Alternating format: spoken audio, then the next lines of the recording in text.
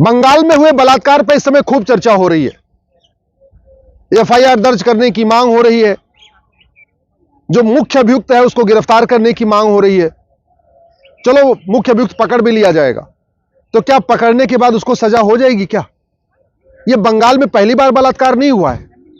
Party के गुंडों ने पहली बार हमला नहीं किया है। पार्टी के गुंडों ने पहली बार विपक्षी पार्टी के समर्थकों को पहली बार भी मारा पीटा नहीं है। बंगाल का तो इतिहास है कि जो पार्टी सत्ता में होती है उसके विपक्षियों को मारा जाता है, फांसी पे लटका दिया जाता है, बहन बेटियों के साथ बलात्कार होता है। ये घटनाएं कई बार आ चुकी हैं। लेकिन सवाल यह, आज तक किसी को सजा क्यों नहीं हुई? आज तक किसी की 100% प्रॉपर्टी क्यों नहीं जब्त हुई? आज तक किसी की नागरिकता खत्म क्यों नहीं हुई? दूसरा, पुलिस एफआईआर क्यों नहीं दर्ज करती? डीएम कलेक्टर क्या करते रहते हैं? मैं बार बार कह रहा हूं, कानून महाघटिया है। 1861 का पुलिस एक्ट आज भी चल रहा है, जिसके कारण पुलिस राज्य के अधीन में है। पुलिस राज्य के अधीन में है, वो सत्ता की गुलाम है। जैसे पुलिस पहले अंग्रेजों के इशारे पे नाचती थी, आज तक रूलिंग पार्टी के इशारे पे नाचती है। चूंकि रूलिंग पार्टी के इशारे पे पुलिस नाचती है, इसलिए रूलिंग पार्टी के लोग कुछ भी करते हैं, पुलिस कार्रवाई नहीं करती, एफआईआर नहीं करती। पुलिस एफआईआर नहीं करती, इसलिए कोई गवाही देने के लिए भी सामने नहीं आता। जो पीड़ित है वो तो सामने आ जाते हैं। जैसे संदेश खाली में महिलाएं तो कह रही उनके साथ गलत हुआ, उनके साथ बलात्कार हुआ है, लेकिन अल्टीमेटली मुकदमा कोर्ट में चलेगा। कोर्ट में चलेगा तो कोई गवाही देने नहीं आएगा। जब गवाही देने नहीं आएगा तो दोबारा जो बलात्कारी हो तो छूट जाएगा। अब मान लो पकड़ भी लिया गया तो 30-40 साल मुकदमा चलेगा। 30-40 साल मुकदमा चलेगा, इतने में तो आधे लोग अगर कुछ गवाही देगा भी तो वो अपने बयान से मुकर जाएगा। 30-40 साल मुकदमा चलेगा तो हो सकता है पीड़ित खत्म हो जाए, हो सकता है अभियुक्त खत्म हो जाए। समाधान है पुलिस रिफॉर्म, पुलिस चार्टर।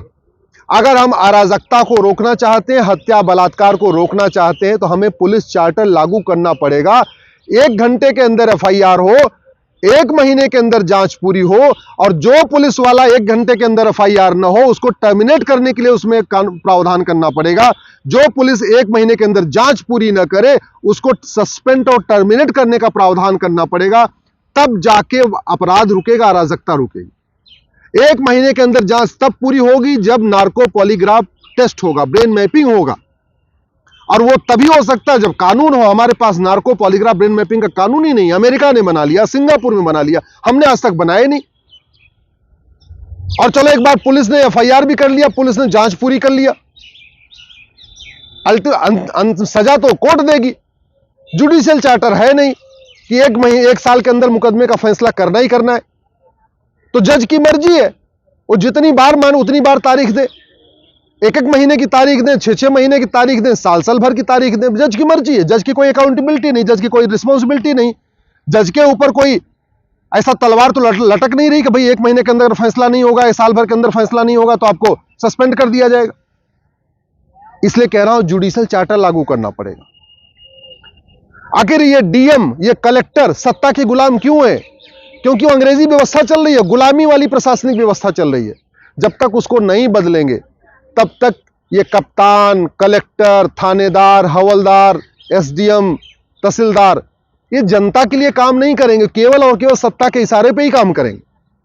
इसलिए तू मैं करने से, आरोप प्रत्यारोप करने से, या नूरा कुश्ती करने से, या बतौलेबाजी करने से, या पीड़ित महिलाओं का वीडियो शेयर करने से उनको न्याय नहीं मिलेगा। कुछ नहीं बदलेगा और कहीं कुछ नहीं बदला है। अगर हमें बदलना है तो पुलिस चार्टर लागू करना पड़ेगा, जुडिशियल चार्टर लागू करना पड़ेगा, एडमिनिस्ट्रेटिव चार्टर लागू करना पड़ेगा। आपके लिए सबसे इंपॉर्टेंट है कि भारत में पहली बात तो ये जो जितने नेता हैं, ये जो जमीन लूट रहे हैं, ये पकड़ में इसलिए नहीं आ रहा है कि वो अपने नाम पे जमीन नहीं खरीदते हैं। वो अपने नौकर के नाम पे खरीदेंगे, साले के नाम पे खरीदेंगे, बहनोई के नाम पे खरीदेंगे। तो प्रॉपर्टी को आधार से लिंक करना पड़ेगा। प्रॉपर्टी को आधार से लिंक नहीं करेंगे तो पता कैसे चलेगा किस नेता के पास कितनी प्रॉपर्टी है? ऐसे ऐसे नेता हैं जो चप्पल पहन के घूमते हैं, 200 रुपए का कुर्ता पैजामा, और हैं 2000 करोड़ के मालिक। जनता को दिखाते हैं वो तो बड़े गरीब हैं, चप्पल पहनते, और सच्चाई है कि 2-2 हजार करोड़ के मालिक है। तो वो तभी पकड़ में आएगा ना जब प्रॉपर्टी को आधार से लिंक किया जाएगा, जब फंडिंग जो हो रही है इनको, और ये जो पैसा बाहर भेजते हैं। कितने सारे ऐसे नेता हैं जिन्होंने कनाडा में अपनी हवेलियां बना लिया है, ऑस्ट्रेलिया में बना लिया है, लंदन में बना लिया। पैसा कैसे जा रहा है? जो विदेशी बैंकें हैं वो इनका कालाधन बाहर भेज रही 20% कमीशन लेके। वो तो तभी रुकेगा जब यूनिफॉर्म बैंकिंग कोड लागू होगा। वो भारत की बैंक हो या चाहे वो विदेशी बैंक हो, चाहे HSBC हो, चाहे वेस्टर्न यूनियन हो, चाहे स्टैंडर्ड चार्टर्ड हो, चाहे अमेरिकन एक्सप्रेस हो, कोई सी बैंक हो, जब तक one nation one banking code नहीं होगा, यूनिफॉर्म बैंकिंग कोड नहीं होगा, तब तक भारत का कालाधन बाहर जाता रहेगा और बाहर की कालाधन अंदर आता रहेगा। फंडिंग होती रहेगी अलगाववादियों को, चरमपंथियों को, कट्टरपंथियों को, माओवादियों को, नक्सलियों को।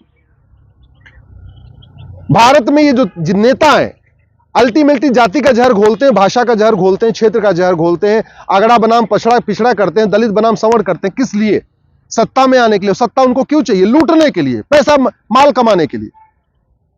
वो भ्रष्टाचार तभी रुकेगा जब भारत में one nation one banking code होगा, one nation one tax code होगा। ये जितना जीएसटी वेस्टी चल रहा है ना, income tax, GST, VAT, TDS, सब खत्म करना पड़ेगा। केवल और केवल बैंकिंग ट्रांजैक्शन टैक्स लागू करना पड़ेगा। 100 रुपए से बड़ी नोट बंद करना पड़ेगा। 5000 रुपए से महंगे सामान का कैश लेन देन बंद करना पड़ेगा। प्रॉपर्टी को आधार से लिंक करना पड़ेगा। नार्को पॉलीग्राफ ब्रेन मैपिंग कानून बनाना पड़ेगा। जस्टिस विद इन ईयर लागू करना पड़ेगा। 1 साल के अंदर मुकदमों का फैसला हो और जिसके पास आय से अधिक संपत्ति मिले, जिसके पास बेनामी संपत्ति मिले, जिसके पास काला धन मिले, उसको 100% जब्त करने के लिए कानून बनाना पड़ेगा। उसकी नागरिकता खत्म करने के लिए कानून बनाना पड़ेगा। उसको आजीवन कारावास, फांसी देने के लिए कानून बनाना पड़ेगा। भय बिन होय न प्रीत, सठे साठम समाचरित। ये जो अराजकता फैली है, चाहे वो बंगाल में अराजकता फैली हुई है, या माओवादी जो अराजकता फैलाते हैं, नक्सली अराजकता फैलाते हैं, या जिहादी अराजकता फैला रहे हैं, या मिशनरी अराजकता फैलाते हैं, अलगाववादी जो कुछ करते हैं, वो इसलिए कर रहे हैं क्योंकि भारत में जस्टिस विद इन ईयर नहीं है। न 1 घंटे में FIR लिखा जाता है, न 1 महीने के अंदर जांच पूरी होती है, न साल भर के अंदर फैसला होता है। आज तक 75 साल में किसी एक भी नेता की, जिहादी की, माओवादी की, नक्सली की नागरिकता नहीं गई। आप गूगल करके देख लीजिएगा। एक भी, किसी एक भी हत्यारे की, बलात्कारी की, अपहरण करने वाले की, फिरौती लेने वाले की, या अलगाववादी की, या आतंकवादी की, या जिहादी की, या उन्मादी की, या पत्थरबाज की नागरिकता आज तक गई नहीं। कैसा कैसा हमने कानून बना रखा है। जब तक नागरिकता खत्म नहीं किया जाएगा और भ्रष्टाचार को देशद्रोह घोषित नहीं किया जाएगा, किसी भी कीमत पे भ्रष्टाचारियों को, बलात्कारियों से कम सजा नहीं होनी चाहिए।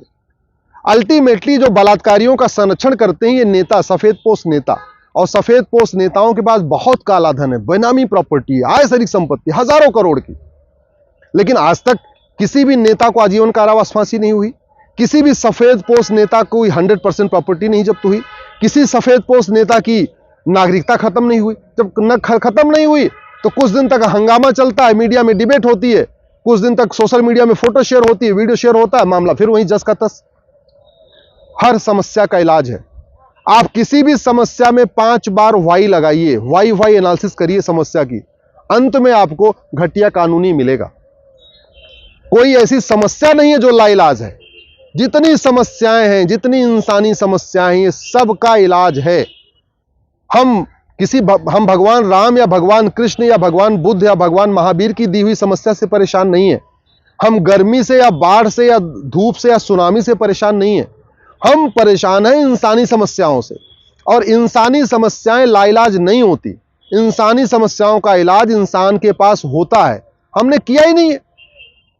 न पुलिस रिफॉर्म किया, न जुडिशियल रिफॉर्म किया, न टैक्स रिफॉर्म किया, न इलेक्शन रिफॉर्म किया, न एडमिनिस्ट्रेटिव रिफॉर्म किया, न एजुकेशन रिफॉर्म किया।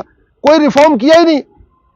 सरकारें आ रही हैं, बदल रही हैं, सरकारें जा रही हैं, सांसद बदल रहे हैं, विधायक बदल रहे हैं, मंत्री बदल रहे हैं, मुख्यमंत्री बदल रहे हैं, सुप्रीम कोर्ट के जज बदल रहे हैं, राष्ट्रपति बदल रहे हैं, सब बदल रहे हैं। कानून नहीं बदल रहा है, और कानून नहीं बदल रहा है इसलिए समस्या नहीं खत्म हो रही, समस्या कम नहीं हो रही, अराजकता कम नहीं हो रही है। अगर ये बात आप मेरी बात से सहमत हैं, इस वीडियो को अधिक से अधिक शेयर करिएगा।